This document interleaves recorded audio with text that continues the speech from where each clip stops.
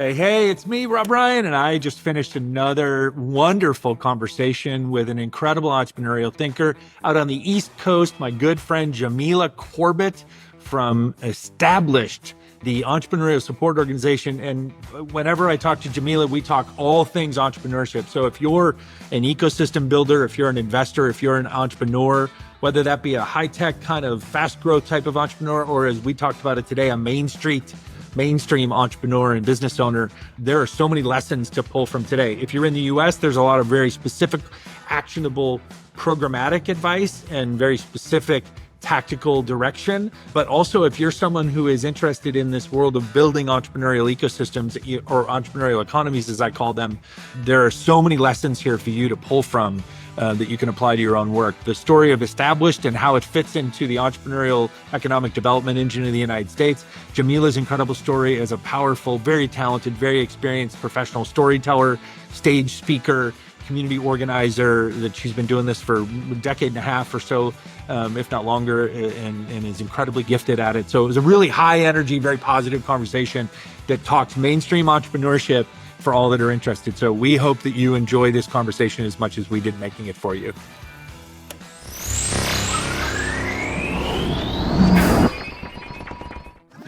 We are so grateful to be supported by these community champions: Sales MD, Team Friday, Realist Lab, Kiana Patterson, Diego Chavez, Jer Boucher, Heather Ryder, Janine Sua, Lily Roca, and Steve Kernan.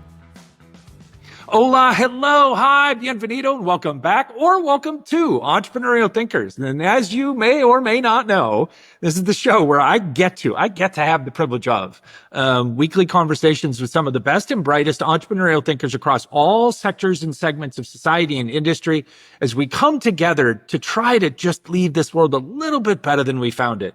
Today, I'm so excited to be joined by someone who I frankly think is probably the only person that can match my energy on a regular basis or exceed it, which she may very well do today. So super excited to be joined by my good friend, Jamilah Corbitt, who currently is the engagement director at Established, all of which we're going to learn about as we dive into this conversation.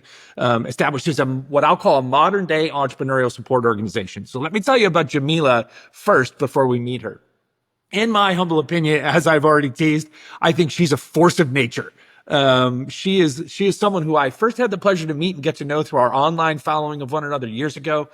She's also one of the most humble, yet self-confident, creative people that I know. And it's been an absolute pleasure to see her bring all of herself to her leadership within the Established group and beyond in all the communities that she touches and is involved in. She doesn't just build communities, though. She builds ecosystems of connected relationships that birth innovation, equity, and real opportunity for all. From founding her own branding company to managing federal innovation programs worth billions, she's been in the trenches and on the stages, literally. She's an award-winning speaker, a powerhouse storyteller, and a live show host, and she's as comfortable behind the mic as she is in government strategy meetings.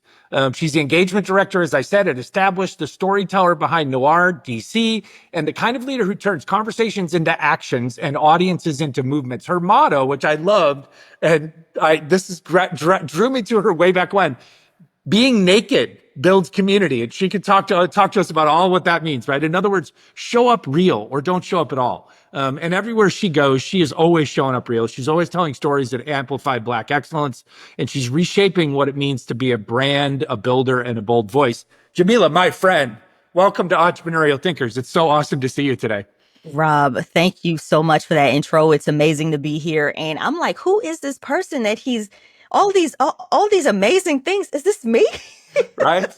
It's not a bad way to start a Monday. Is to get a good. I love it. I love it. Thank you so much. A good little mirror to you of like, oh, this is me. This is you. Yeah. Wow. I'm like, mind blown. Is this really who I am? Because when you're in the trenches, you don't really think of all the accomplishments, all the things. You just kind of do it day to day. This is what I love doing. And to hear you read that out, I'm telling you, Rob, it just kind of took me aback. I'm gonna need a copy of my own bio. There we go. Okay, we'll do that. We'll cut that for you.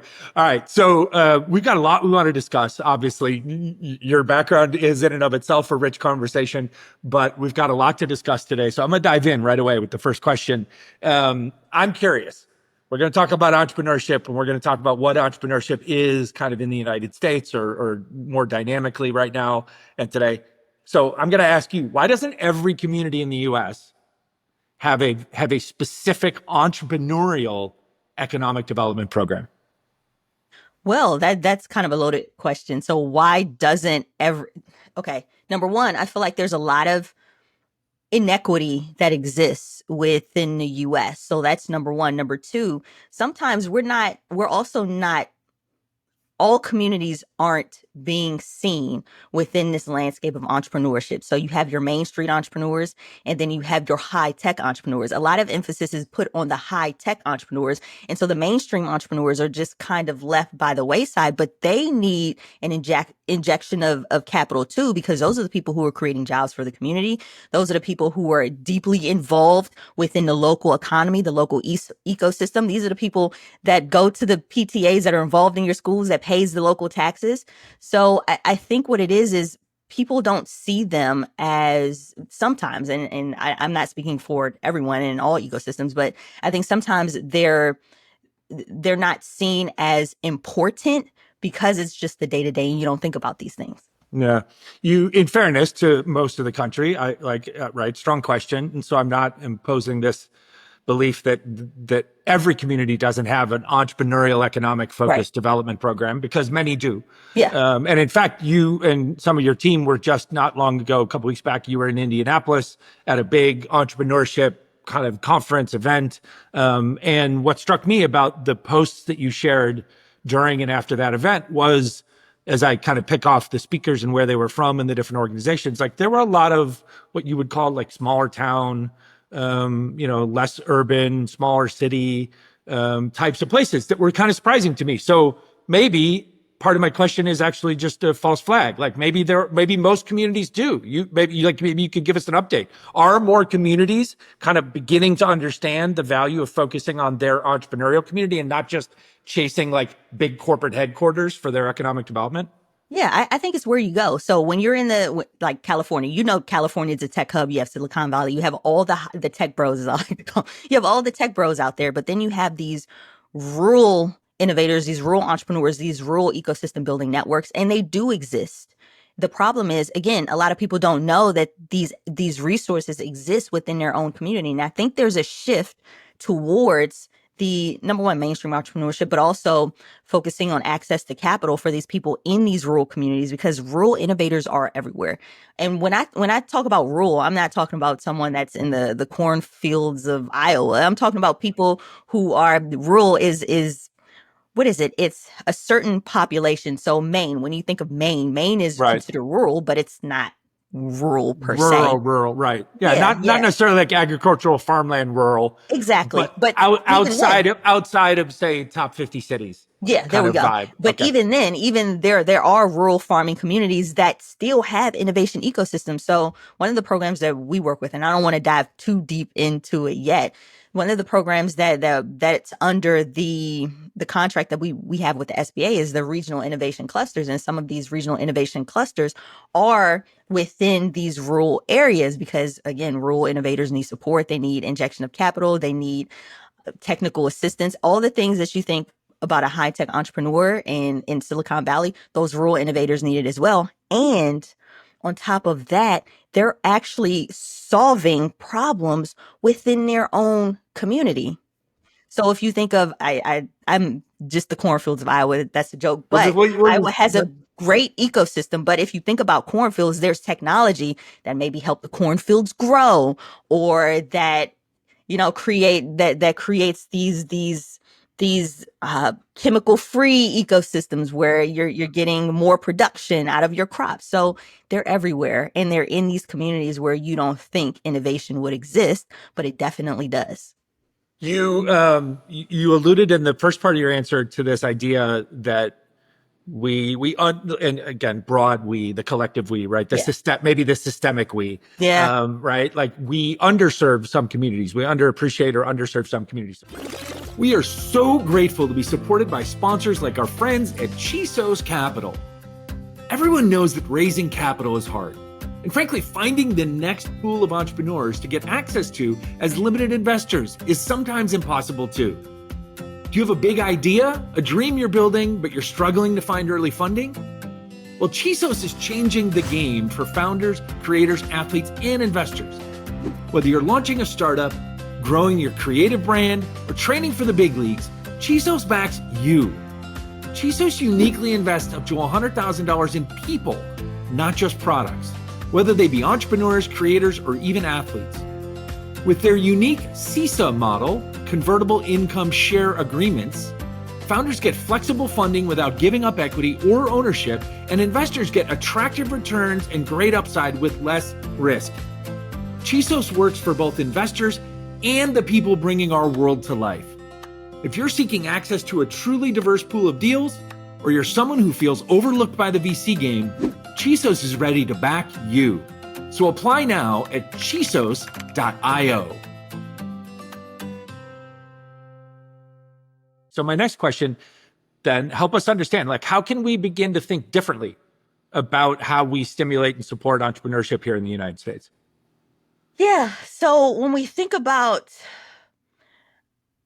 I feel like we do a good job in encouraging entrepreneurship and supporting entrepreneurship. I'm just going to take it broad, high level, and then we're going to dig deep. So if you look at Gen Z and their utilization of social media, AI, and tech at their fingertips, we actually have incredible resources and support.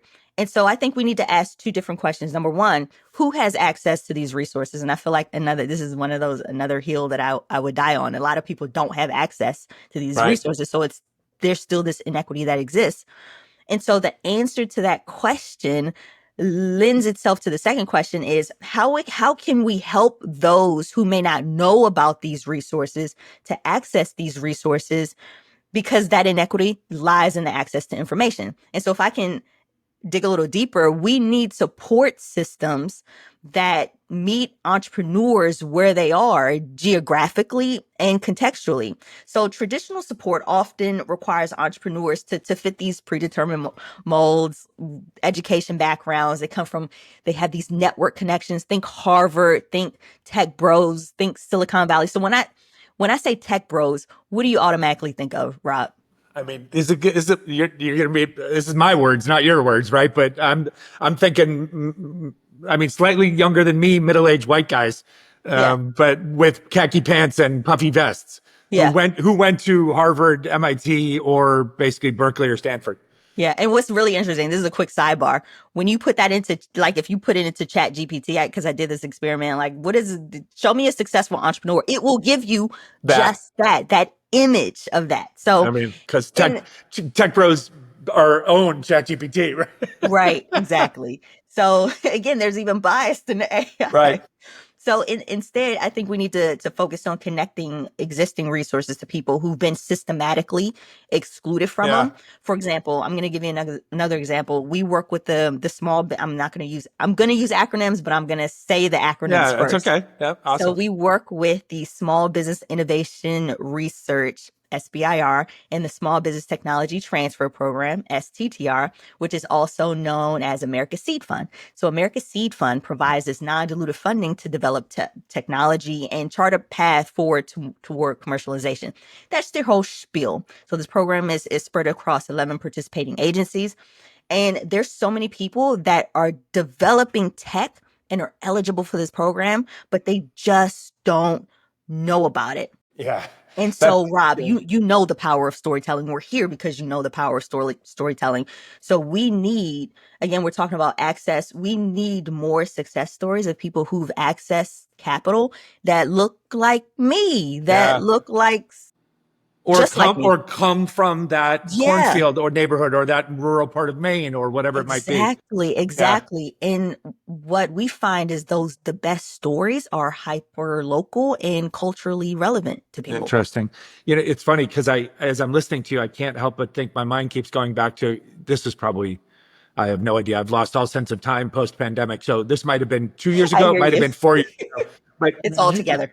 You at some point said to me something like, Rob, like, oh my God, I'm literally sitting on, like, programmatically in my job, I'm sitting on access to billions of dollars of funding that is accessible to entrepreneurs in these variety of different categories and communities. And I just gotta tell people about it because not enough people know that it's here. Like, and like it was almost this, and I'll never forget, like hanging out for that conversation and thinking to myself, like, oh my God, I have to help her spread the word because like she's got like a bunch of candy that no one knows she has and she can't even give it away. Yeah. I think a lot of people are getting hip to it just because of the initiatives that are being done.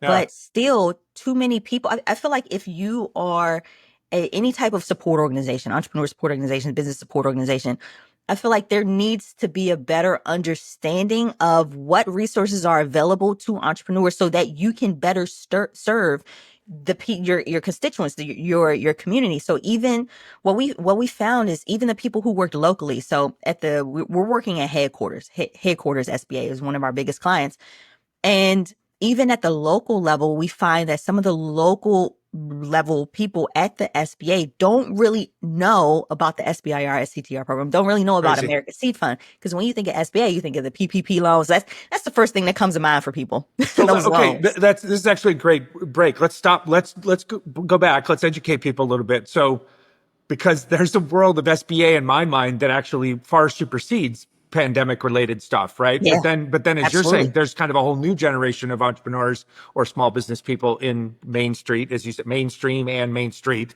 entrepreneurship, who may only think of SBA because it was activated in their worlds post pandemic. So let's go. Let's take a step back for our listeners for a second and talk to me about what is the acronym. What is the SBA? What does it do? Kind of how does it function? And then you guys tuck into that. Yeah. So I'm gonna keep it high level because the SBA is big. So Yeah. SBA, the U.S. Small Business Administration.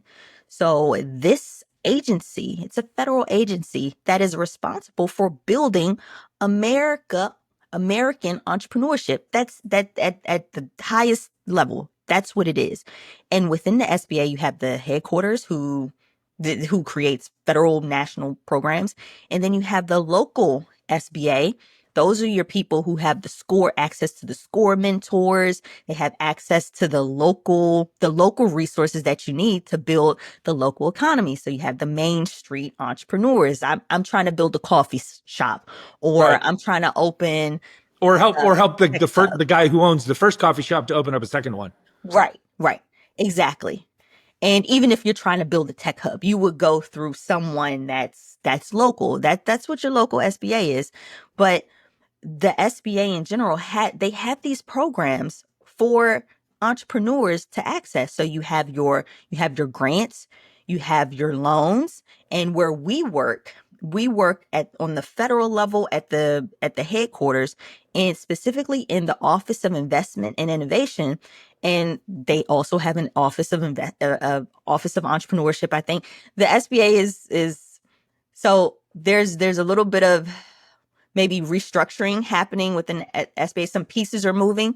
So right now we're in the Office of Investment and Innovation. And so under the Office of Investment and Innovation, you have the SBIR STTR program, also known as America's Seed Fund, and the SBA provides policy oversight to that program. So this is congressionally mandated funds Yeah. for this pot of money for these programs. And There are it supersedes political changes, yeah, and so it's like you were working on it in the prior administration. You're still working yeah. on it, and I'm sure And so some changes happen here and there, and yeah. rhetoric and whatnot. Blah blah blah. My words, but like the program, I mean, it's been around since I like started my career 35 years ago. Yeah. So the SBA program, I think is it 40? It might have just turned 40 last year, so maybe Oh, interesting. 41 Okay. now, but it's still relatively young, but it's up for reauthorization. So every so often, every couple of years, it has to be reauthorized by Congress. And it's up for reauthorization. It was reauthorized a couple years ago, maybe 2 or so years ago. But it's basically this pot of money that the U.S. has spread across 11 different agencies. They have their own priorities, own tech areas they're interested in. But it's this money to help U.S., specifically companies that are owned by U.S. citizens, the majority U.S. citizens, and helping them de-risk their technology to create the next Whatever it might be. unicorn. Yeah, Yeah. exactly. And there have been some heavy hitters that have come out of this program. And so that's what it is. And then also you have your ecosystem building program. So when I say ecosystem building, I'm talking about the ESOs, the entrepreneur support organizations, the people who help the innovators. So these could be your universities, your lab to market spaces, your tech hubs, your accelerators, your incubators, those people. Okay. And there was the growth accelerator in the past, the growth accelerator fund competition. I'm speaking everything that I'm talking about is previous years that have previous cycles of funding. So the growth accelerator fund competition, which provided just money, it was cash. These were cash prizes that they were giving to ESOs to help build their ecosystem. So you also have the regional innovation clusters, same thing, where these I can't use the word cluster because I already used the word cluster, but these groups would come together in specific regions and create this hub of resources to help. Again, these are ESOs that are dealing with the innovators on the ground. Yeah. And then you also have the federal and state technology partnership program, where it serves as a pipeline for that state to the SBIR, STTR program. So these are people who are getting federal funds to help you submit your application for SBIR, STTR money. This is their job. So many resources. All right, so we're gonna talk about in a couple of minutes here, or a minute or so. We're gonna talk about where established fits into this and how it helps. But before we get there, I wanna stay in this for a second. A little bit different question, right? So, why is it that you and I have to have that conversation a handful of years ago? Why is it that we're having the conversation where you're describing things as you are right now?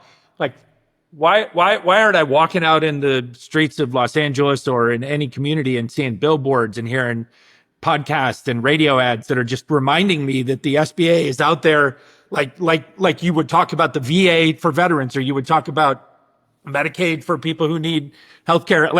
Why is it that you and I are talking about this huge 40-year-old pot of billions of dollars of federal support and programming and policy that's activated on a regional and localized basis? Why are we talking about it like it's something that people don't know about?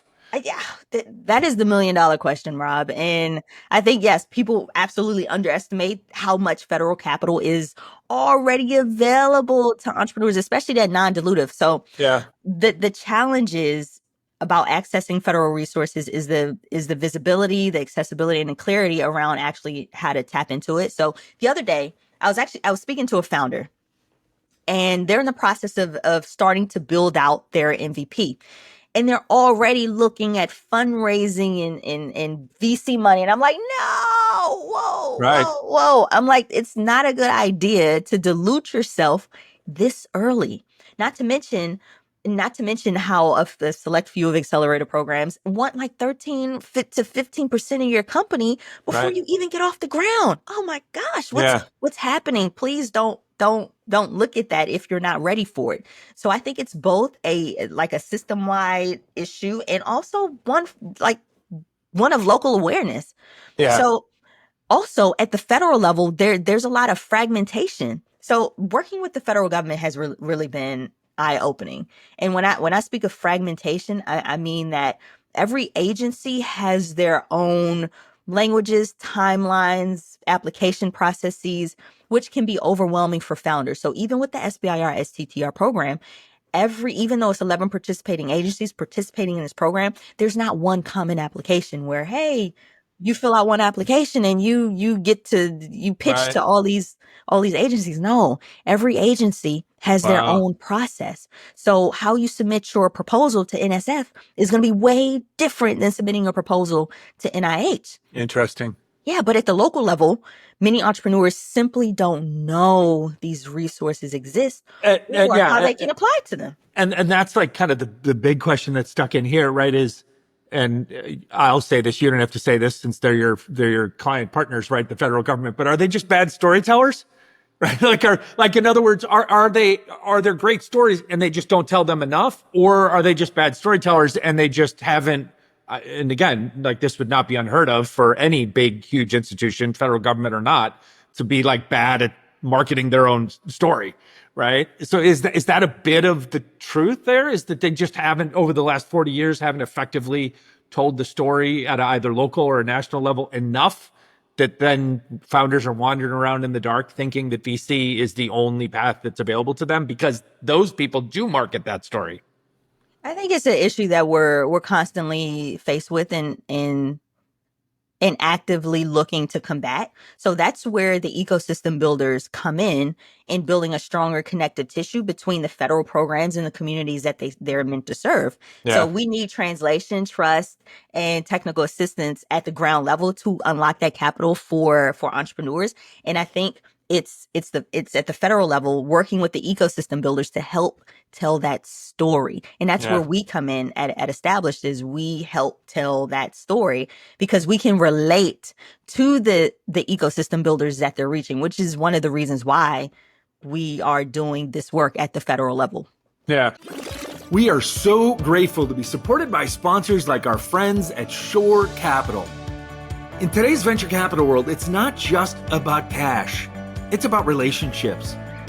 Capital is harder to find, limited investors have fewer managers that they can trust, and the industry is just filled with far too much hype.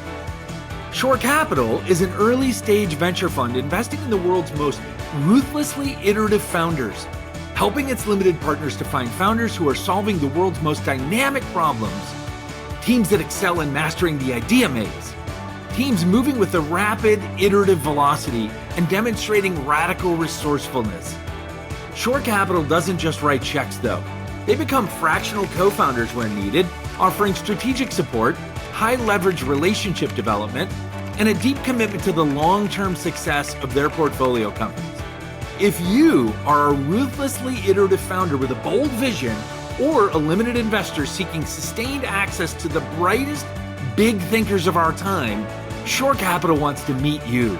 So visit shorecapital.notion.site to learn more. So, all right. So perfect segue. This is why you're a great podcast guest, right? So let's talk about Established. So this is kind of your commercial for Established. And then I'll probably have some little follow-on questions like, what is it? What is it? Why does it exist? What does it do? How is it supported? And then we can even tease like kind of what's the vision for it going forward. Okay. Yeah, I can actually, I'll answer all those questions rolled into one, and then we can keep the conversation flowing from there. So to put it simply, I'm going to put it really simply. Established is a consultancy.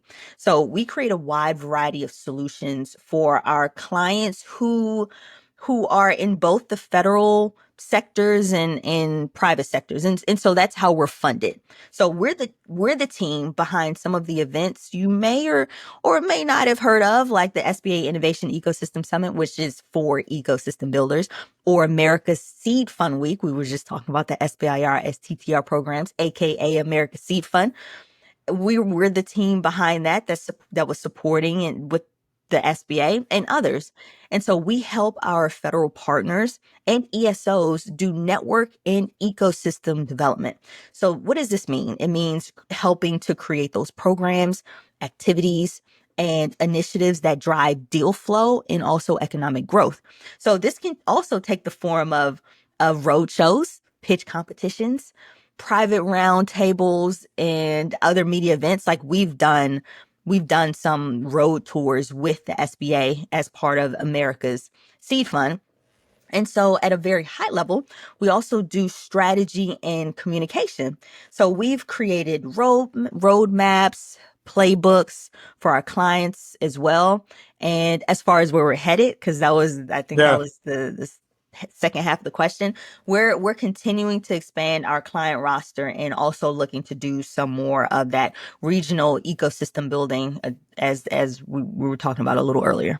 Okay, so a lot there, right? Yeah, that was a mouthful. No, but what I love is it solidifies what I thought, which is essentially, again, kudos to the federal government who says, okay, we are what we are, we have what we have these capabilities, we have these resources, but where we lack might be at the out in the field level, let's call it that, right? Mm-hmm. Understanding each market by market, and where our SBA network of local and regional offices was never set up to be like the strategic marketing organizational front right? It was set up, if I'm remembering back in my old days, like it was almost set up like and this is a funny reference for me, but like almost like as an adjunct to the library system, right? It was kind of like hey, there's an SBA office and you can go there and there's like flyers and materials about Right. entrepreneurship and Yeah. financing and That's loans how and I knew about the SBA. right. Yeah. And so that's why I say it's almost like a library of entrepreneurship kind of vibe, right? So it historically was never set up to do what the federal government, the SBA and its various agencies has now figured out they need to do. And so they go out and they find an established a team like your team, and then your team comes in and does work not dissimilar for people that follow the show that know me and my history, not dissimilar from what we did on a much smaller scale in Latin America, working with entrepreneurial support organizations, governments, universities, et cetera, to help essentially drive the same types of activities. So that's awesome. So they were so kudos to the government clients in this sense now, that they were smart enough to realize like there's a gap in our skill set, and in getting our messaging out there. So let's partner with more hands-on people who have more feet on the street. And now Established comes along as a partner, and it's a great business for Established. And it's obviously a huge boon for the federal government because it truly allows them to really continually get this messaging out there. And then it's a benefit to any entrepreneurs that get exposed to it through their entrepreneurial support organizations that you guys work with in all these different communities, because now they're more likely hearing more about these things that are available to them than they previously probably would have. Yeah, exactly. So I think the federal government does understand that it knows where the gaps are. It knows, and actively trying to create resources to help fill that gap. Yeah, that's awesome. Okay, so this next question, you can talk about as much or as little as you want to share or can share. When we've spoken recently, I was very honored. It was very fun. You had me come on and do like the most 45-minute presentation in 12 minutes. And it took me 14 minutes to do it. And so I was terribly over time, but it was a blast and it was a great community of people. And I really enjoyed it. So we've talked recently. And one of the things you said to me recently was that very thing that we did was kind of like a little test example of some programming ideas and some tactics that you yourself are kind of driving inside of Established. And shout out to Frank and the team at Established who are smart enough to realize, like, let this woman cook, right? Like, let her eat, let her go, right? Like she brings all kinds of talent and big ideas to the table. And so talk to me about that. Like, talk to me kind of about in the context of your job, right? Inside of Established, talk to me some about kind of your own vision that the team is encouraging and some of the initiatives that'll come inside of Established as we go forward. Yeah. So, and you obviously can't talk about whatever you can't talk about. That's fine. Yeah. This is a broad question, and I may go in several different directions, but I'm going to start at the very beginning because I'm a storyteller, so I got to tell the story. Please. So we recently, what you're hinting towards, and thank you so much for joining the monthly innovation circle, aka the mic baby. And this is my hashtag symbol for those who are watching on YouTube. Yes, there we go. So we recently launched the Established Network, which bridges the firm's consultancy, which is Established, the consultancy we were just talking about. We have federal clients and we work at that level. The venture arm, which is Established Ventures, and then our signature Startup of the Year program. So the goal was to bring all of our stakeholders together under one umbrella. So we launched the digital hub for everyone to mix and mingle. And we're currently working on creating specific spaces, initiatives, and programming for founders, innovators, and ESOs. Still building it out, so I won't go into that right now, but you will be hearing about it in the near future. But it matters that it really mattered to me doing this because I love building community, and access to tools, resources, and networks really matter to me because I deeply care about access and equity in entrepreneurship. So I pitched the idea of this type of community months ago to leadership because we were building community specifically for our big client, but we paused on nurturing our own community. So, and it wasn't called Established Network at the time. We eventually landed on the name. It was called something else. But the idea was to build out and nurture our own community and bring all of the stakeholders together. So Established existed long before Jamilah Corbitt was at Yep. established, Yep. because our founders built it. So, but in my role with our federal client, I was helping build their community, and I was like, we need to be doing this for ourselves, for the business, because this right here is my sweet spot. And I was crushing, Rob. I was crushing the community engagement piece for our client. And I'm not trying to toot my own horn, Yeah. but I was really crushing it. And I'm a community builder and I'm entrepreneurial. And I was like, just let me create, let me cook, just let me Yes. cook, Yeah. and And let me do what I do for the company. right. And For I the mean, ultimately, you're like at that grassroots level, right? And the grassroots level winds up feeding the entrepreneurial support organizations, which are your clients, which winds up feeding the federal government, which is your enterprise clients. Like, Yeah, I mean, so yeah, it was almost like this low hanging piece of obvious fruit that was laying on the ground, and you're like, let's just give. I've got some ideas about how I can programmatically attack this to pick up all this fruit and band it together so that the whole stack kind of benefits from top to right. bottom. Right, exactly. Awesome. And I really shout out to Jen and Frank, our co-CEOs and co-founder. They they really are open to all the ideas. They allow me to be entrepreneurial within the company.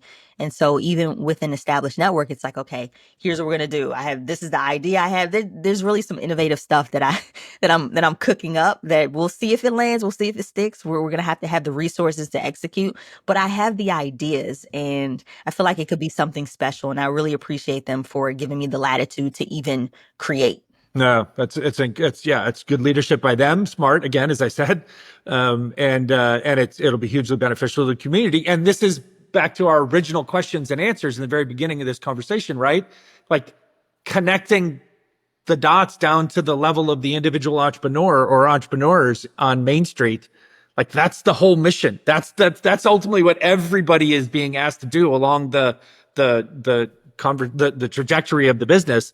And so if you're going to be able to deliver that at scale, like that's awesome. And obviously to digitize access to it, right? That's where like we meet each other here on our phones nowadays, right? Exactly. And so if you're not doing that, you're behind. So for them to be able to enable you to build that out is awesome. And it's also awesome because it feeds part of your passion, which I want to talk about now, right? So as when we met each other, one of the hallmark foundational pieces of our relationship was a shared belief that like brown and black skin entrepreneurs and women in particular, disenfranchised entrepreneurs in general, right? Like that these marginalized communities exist, and that they're just woefully underserved. You and I are not going to waste any breath today talking about the percentage of capital that does or doesn't go to them because it's all terrible, right? And whatever the bad number was like 3 years ago, it's worse today. And like even if they doubled it, it would still be bad, right? So that's not the point of this. But talk to me if you can. Help us understand.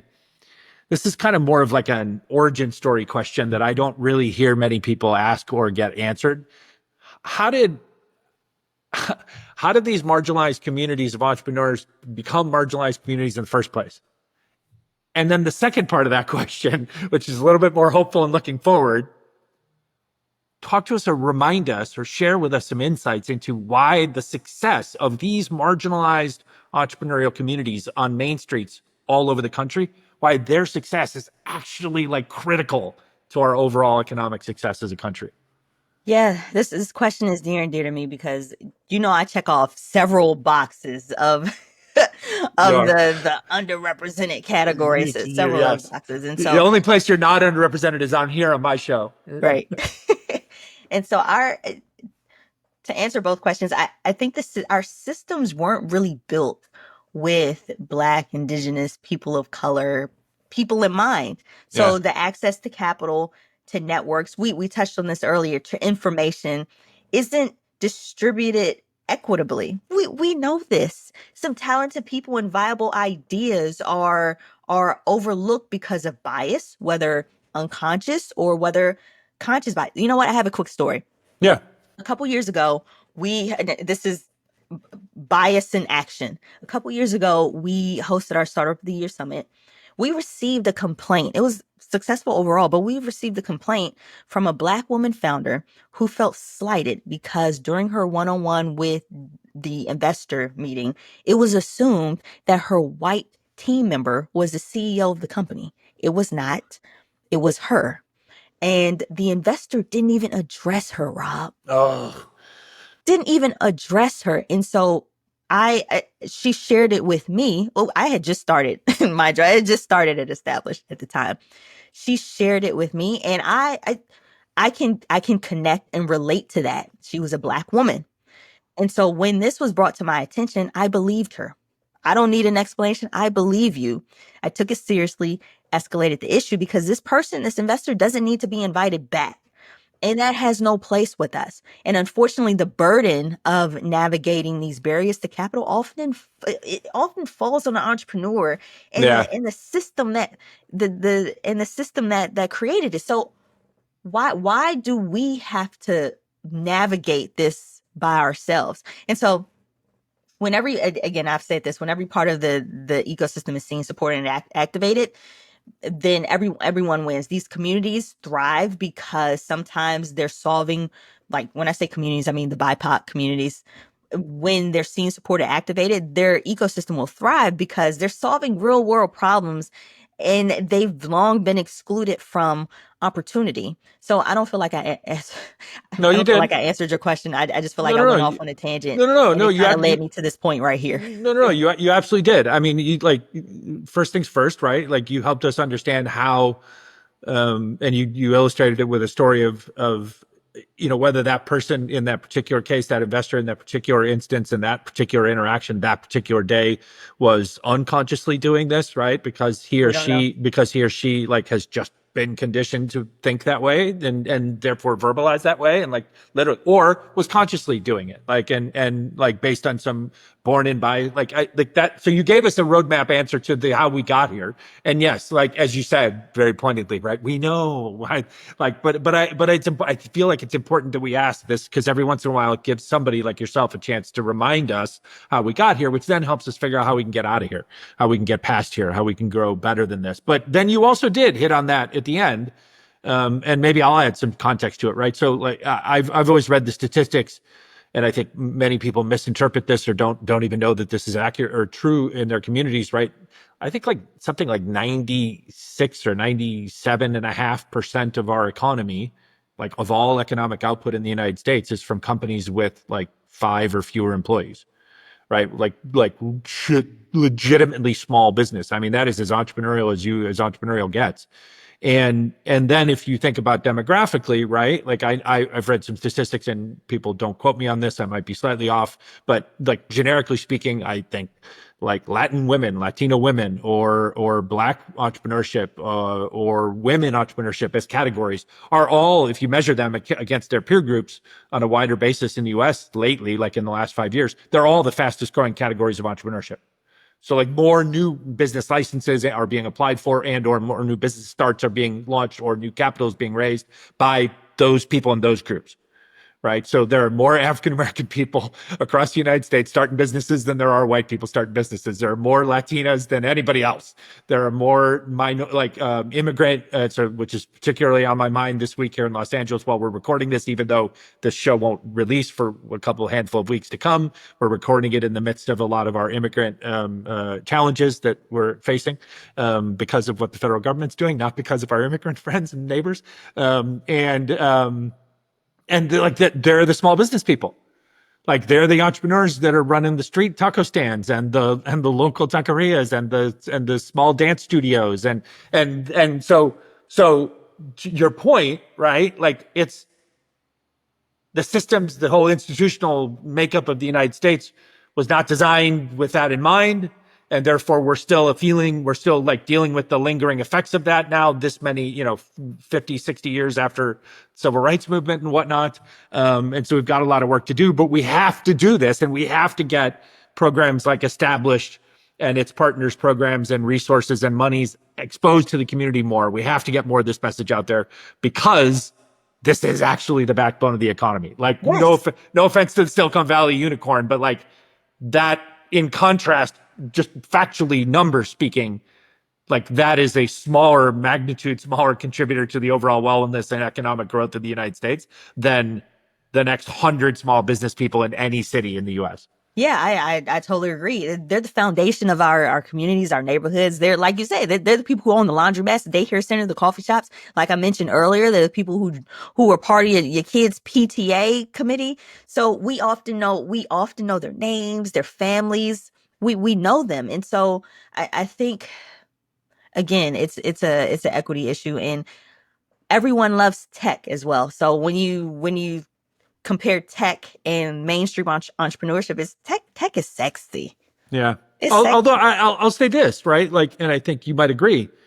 I had this conversation with someone the other day for an episode that'll come out in a couple weeks talking about climate investment. And he made a great point. He was like, climate to me is kind of like the internet was 35 years ago, which is the truth is investment in climate isn't like an investment in a niche, which is the way a lot of people mispresent it, but it's actually just investment in decarbonization of every other industrial and business category and part of our lives that we already have. Yeah, And yeah, so I would argue, like with what you're saying, right? It's just investment at the street level, even technology, like so the taqueria, the laundromat, the coffee shop, the auto body shop, like the new ones that open up today, that programs like your programs and others that you represent and help facilitate will fund, and the SBA can fund.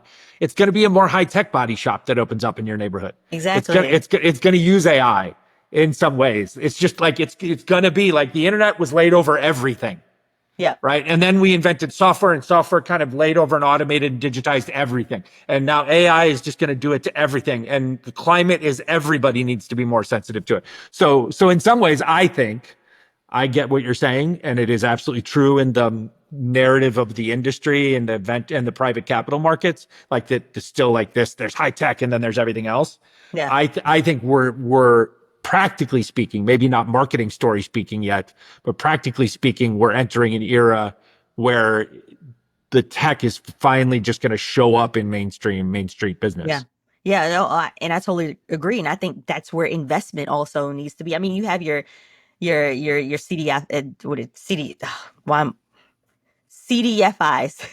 Yes, yes, You those have your that's a, C that who invest in your neighborhood I, in I still don't young know what that entrepreneurs. stands for, but you're like the fourth person that has said it. And Kiana Patterson started with this last summer and on the show, and I was like, yes, those we need more of those. Yeah, yeah, I was getting my tongue twisted, but they're basically just community funds, Right. and they invest in local communities. And so I feel like if more VCs you, VCs want to collect their returns 100 times over, so they're looking for the next unicorn. But if more angels could start investing locally into their own economy, I think you will have even a better return on your investment if you think Yeah. about it.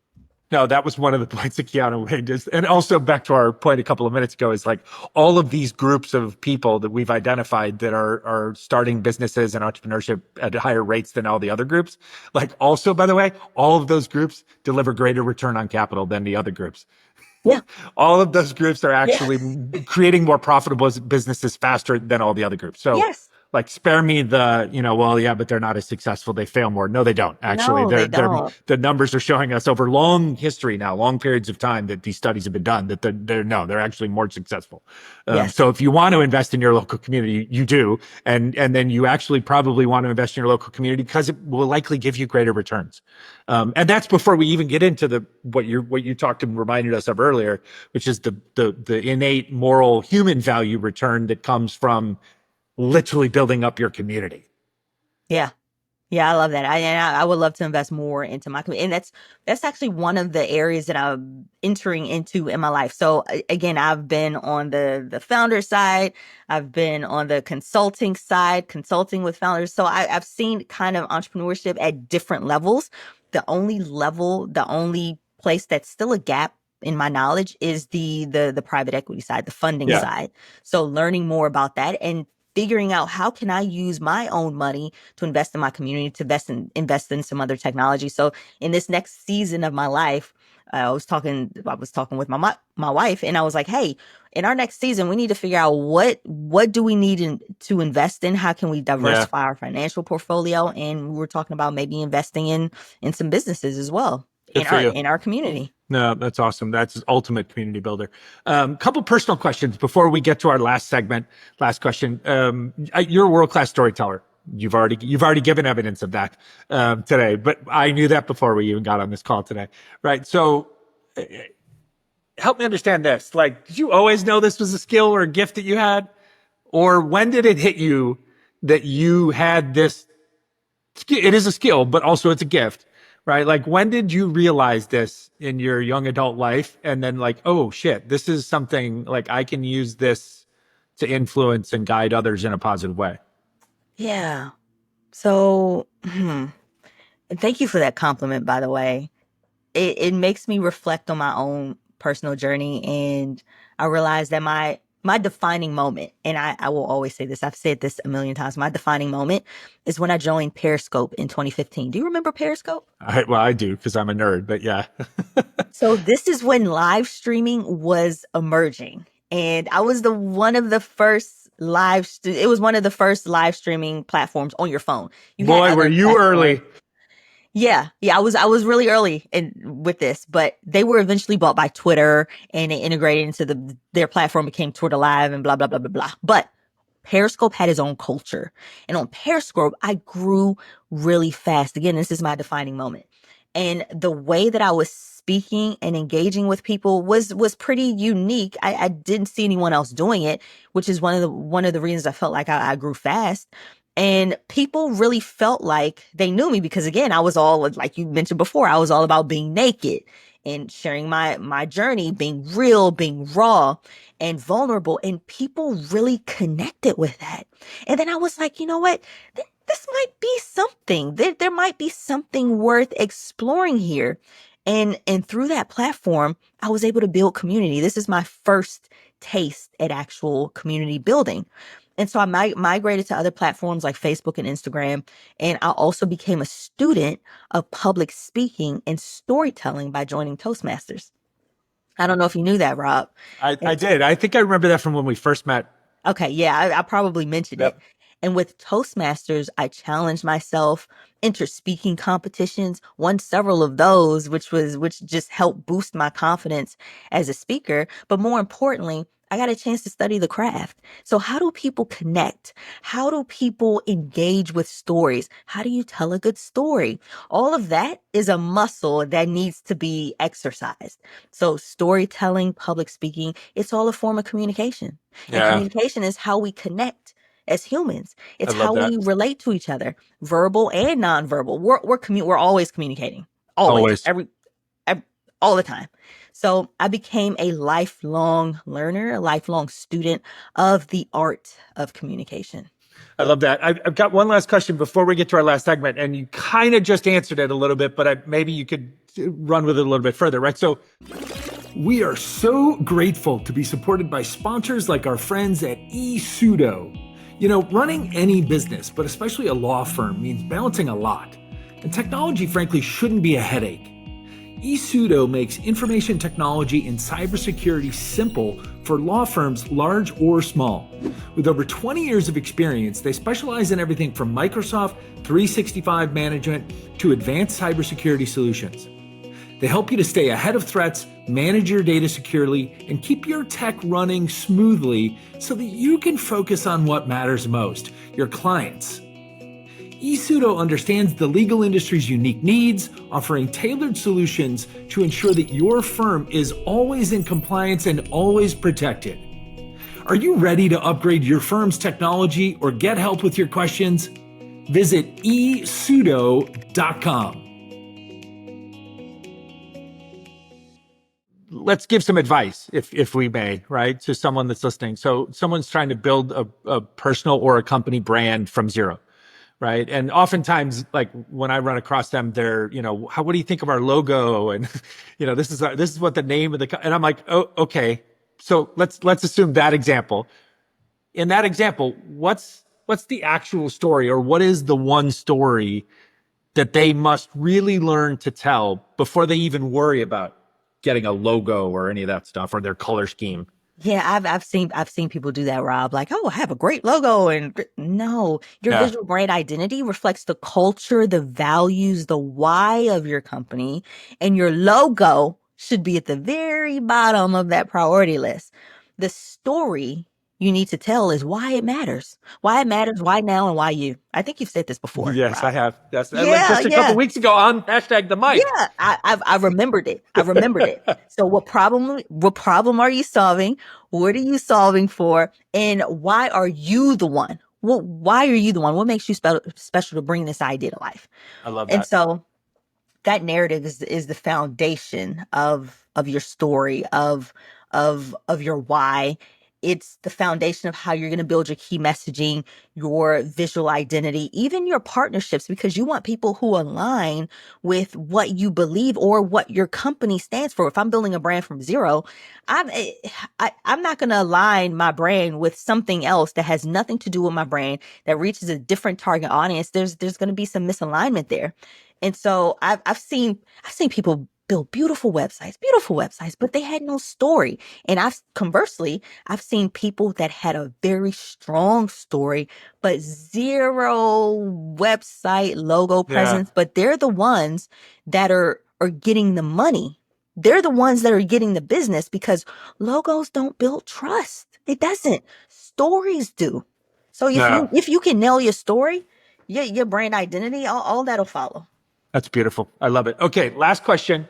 This is our closing segment. We like to make this one kind of a little bit of a stretch on what we just did, but like we like to make this a little bit more actionable. So a couple bullet point answers so people can take something away and go like, okay, I'm going to try and apply that lesson, right? So this, let's talk to the established community. Let's talk to the local ecosystem builders, right? So let's talk to they're working at an entrepreneur support organization, or they themselves are somehow involved in their local entrepreneurial economic development programming, maybe at the city level, maybe at a university, right? So these are your local ecosystem builders in any city in the US.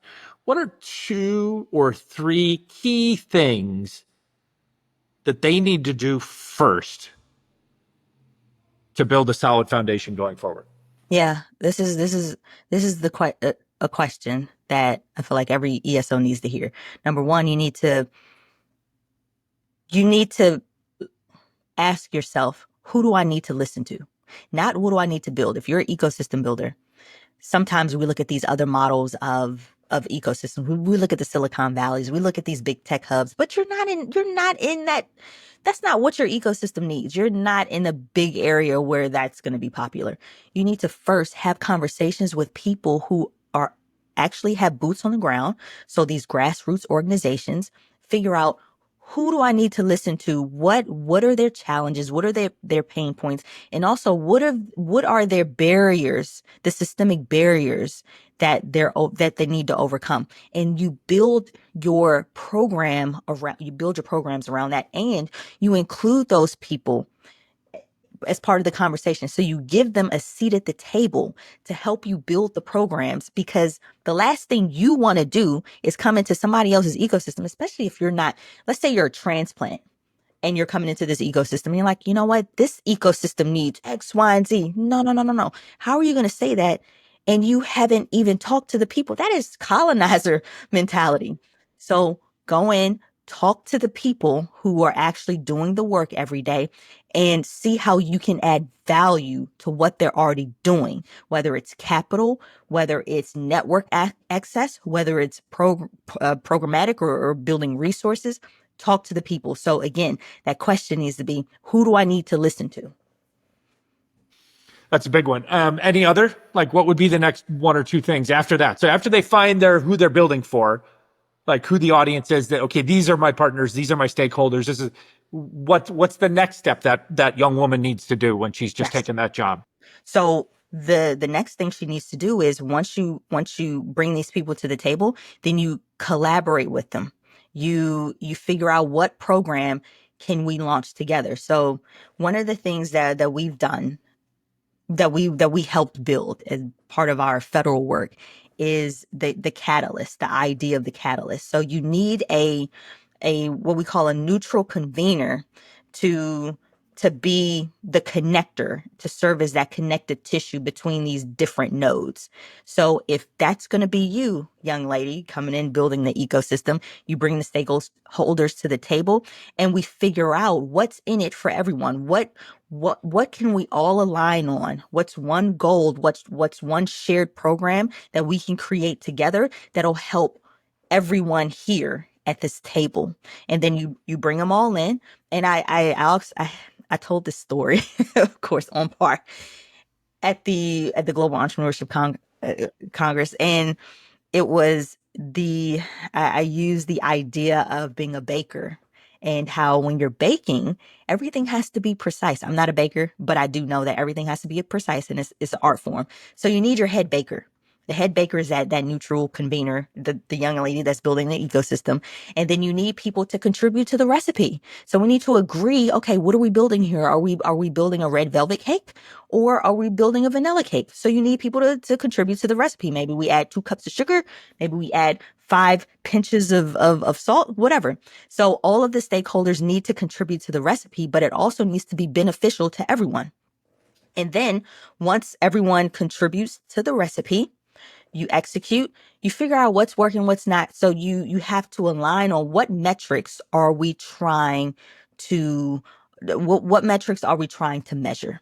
So if we baked this cake and it's supposed to be red velvet, but we taste it, oh, this doesn't have enough sugar in it. It's nasty. Okay, well, we probably should have added another cup of sugar. So you go back to the drawing board and we figure out what we need to add to the recipe. And then once we do that, then after the program's done, you continue iterating, but then you also have to tell the story. You have to tell the story of it to, number one, help people understand what your program is, or maybe you want to publish a cookbook. You perfected the recipe and now you're telling other people how to build this same red velvet cake to this standard. So you have to tell the story, and you also have to tell how this impacted the people on the ground. Number one, so you can connect with other people that look like the people that you're serving, and number two, to potentially get some federal resources or some additional funding to sustain the effort. I love it. That's you just gave that young woman, hypothetical woman in our example, a roadmap for how to spend her first 100 days in her job. That's awesome. There you go. Whomever listens to this and takes that advice will be well suited to deliver for their community. That's great. This was a blast. Thank you. It's always a joy. As I said at I think at the very beginning, right? This will release at some point on a Thursday this summer, in the coming weeks, but it is a Monday that we're recording this conversation today together with each other. And in my world on the West Coast, it's a Monday morning. And wow, what a great way to start a Monday morning than to have you juice up my energy. No matter how I felt a couple hours ago when I woke up, I am excited for the rest of my day and the rest of my week because I got to hang out with you for an hour and talk about, as we always say, just being friends, talking about stuff we love to talk about. Rob, it is a privilege and a pleasure to be here. And I really thank you so much for the opportunity to just share my story and contribute to your story as well. No, 100% true. How do folks find you or find and follow, connect with Established on the websites, email, social media? Let's get all that stuff out there so people can connect with everybody involved. Yeah, you can connect with me on social media at Jamilah Corbitt, my name, JamilahCorbitt. And all this will be in the show notes. Yep. Yes, I'm everywhere. I mainly use LinkedIn for professional connections. If you want to see just kind of what a summary of what I've done, how we can help. So you can connect with me there. You can also connect with Established Network, especially if you're an innovator, ESO, or investor. We're bringing everyone under one umbrella. So est.us is the Established Consultancy website, but established.network is how you access our community. And again, being part of this community is free. We are going to be launching some initiatives come soon, depending on when you're hearing this podcast. Yeah, right. It may already be launched. Yep. But just connect with us. We're building out something really special, and we want you to be a part of it. No, that's awesome. And I completely validate that. I've jumped on the test pilot version of the app, and it's fun. There's good people in there. And you can just see the seeds of all kinds of possibilities as it goes forward. So that's awesome. Thank you, buddy. Thank you, Rob. Well, I hope you enjoyed that episode as much as I did recording it. As always, we thank you so much for listening and watching. Today's show was recorded here in Los Angeles and produced by the incomparable Deanna Bernal in Mexico City. You know, we can only grow this show by you listening and sharing the show with friends. So please find, like, follow, subscribe, and share our audio-only show on Spotify, Apple, or via any other popular podcasting platforms, as well as find the video version of our show now available on our YouTube channel over at Entrepreneurial Thinkers. And of course, you can follow along on our various social media platforms for fun and informative clips and content at Entrepreneurial Thinkers, wherever you can find us. And if you'd like to connect with me, you can find me at I Am Rob Ryan on just about any social media platform. Gracias, thank you, and have an awesome day.